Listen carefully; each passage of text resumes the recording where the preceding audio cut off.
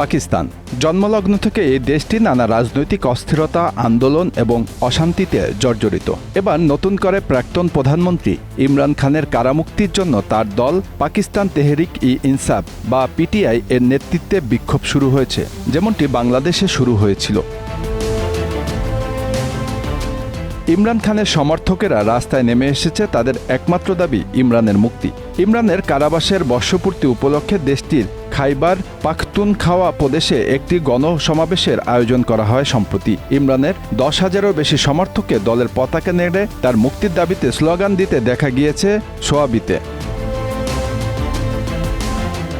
সমাবেশে বক্তব্য রাখেন খাইবার পাখতুনখওয়ার মুখ্যমন্ত্রী আলী আমিন গন্ডাপুর। তিনি জনগণকে আহ্বান জানান সত্যিকারের স্বাধীনতার জন্য মাথা নত করবেন না। এই আহ্বান ছিল বর্তমান সরকারের বিরুদ্ধে এক ঐক্যবদ্ধ প্রতিরোধ গড়ে তোলার সংকল্প। সেই সাথে সরকার বিরোধী আন্দোলনকে আরও তীব্র করার হুঁশিয়ারি দিয়েছেন। খাইবার পাখতুনখওয়া প্রদেশের পর ক্যাপ্টেনের মুক্তির দাবিতে ইসলামাবাদের রাজপথে নামার প্রস্তুতি নিচ্ছে পিটিআই। তাদের উদ্দেশ্য প্রধানমন্ত্রী শাহবাজ শরীফের বর্তমান সরকারের উপর চাপ বৃদ্ধি করা। তাদের সংঘবদ্ধ এই তৎপরতার পর অনেকের মনেই প্রশ্ন উঠেছে, পাকিস্তান কি বাংলাদেশের পথে হাঁটছে? ইমরান খান বর্তমানে আদিয়ালা জেলে বন্দী। তার কারাবাসে প্রতিদিন প্রায় 12 লক্ষ টাকা ব্যয় হচ্ছে। কঠোর নিরাপত্তা ব্যবস্থার মধ্যেই তাকে রাখা হচ্ছে, যেন তিনি জঙ্গিদের মতো বন্দী। ইমরানের স্ত্রী বুশরা বিবি অভিযোগ করেন, জেলে ইমরানকে খারাপ খাবার খেতে দেওয়া হচ্ছে এবং অস্বাস্থ্যকর পরিবেশে রাখা হয়েছে। এমনকি ইমরানের জীবনের ঝুঁকিও তৈরি হতে পারে বলে আশঙ্কা প্রকাশ করেছেন তিনি।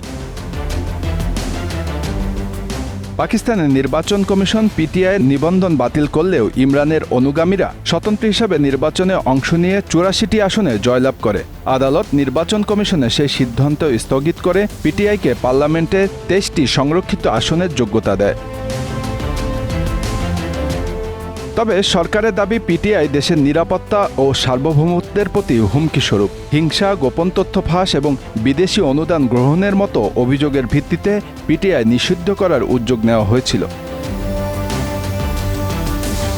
2023 সালের 5 আগস্ট দুর্নীতির অভিযোগে গ্রেপ্তার হন ইমরান। তার বিরুদ্ধে প্রায় 200টির বেশি মামলা দায়ের হয়েছে।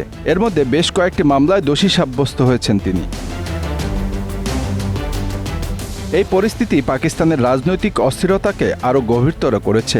রাজনৈতিক বিশ্লেষকদের প্রশ্ন, সরকার বিরোধী আন্দোলন কি ইমরান খানকে মুক্ত করতে পারবে, নাকি দেশটিকে আরও বিশৃঙ্খলার দিকে ঠেলে দিবে? Bangla affairs news desk.